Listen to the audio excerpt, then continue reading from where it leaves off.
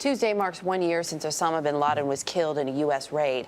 Sources tell CBS News there's been an increase in messages on jihadist extremist websites calling for terror attacks on that anniversary. But there is no indication that any specific attacks are being planned. Senior correspondent John Miller, former deputy director of national intelligence, is here. Good morning. Good morning.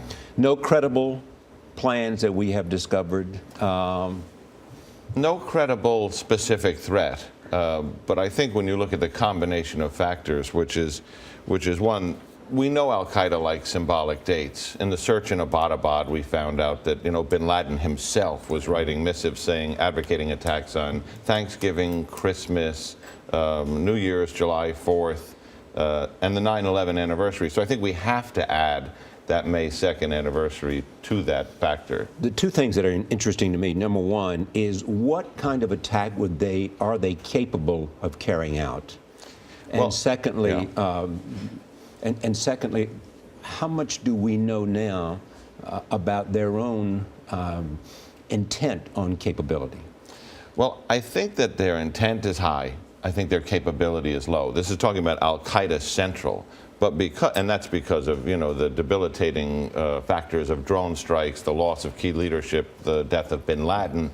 But I think what they've done is they've increasingly sought to leverage the intent of others and downgrade it to their capability. What they've advocated is, you saw the attack in Mumbai, you saw the other attacks where it was just people with either homemade bombs and guns, the guy in France a couple of weeks ago, and they've been on those websites urging people to carry out something within your capabilities. And that's why the government kind of couldn't not issue this alert to tell local law enforcement to be paying very close attention.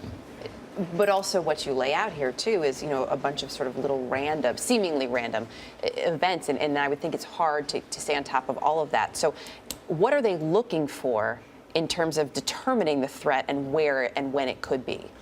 Well, in terms of the Joint Terrorism Task Forces, this is the combinations of FBI and police in FBI field offices across the country, and there's now 103 of those. I mean, that's a major effort. So what they're doing is they're going back at their human sources. They are going back at their cases, and they're looking for signs. Has anything started to move suddenly faster? Has there been a purchase of weapons?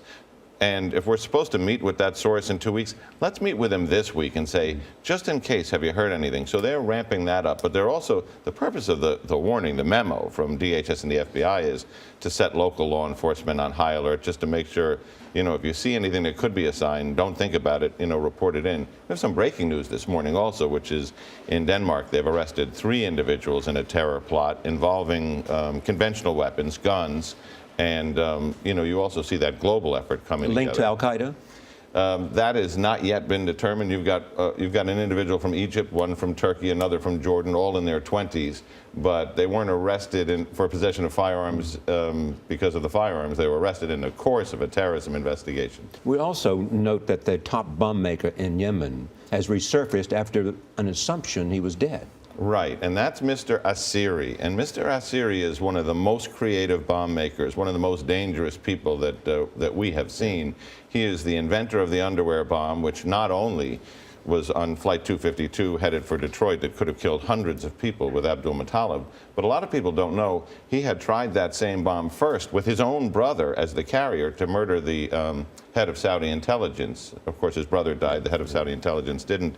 He's also behind the printer bomb. So we know he's back at his workbench trying to think of what is the next thing. Thank you, John. John Miller.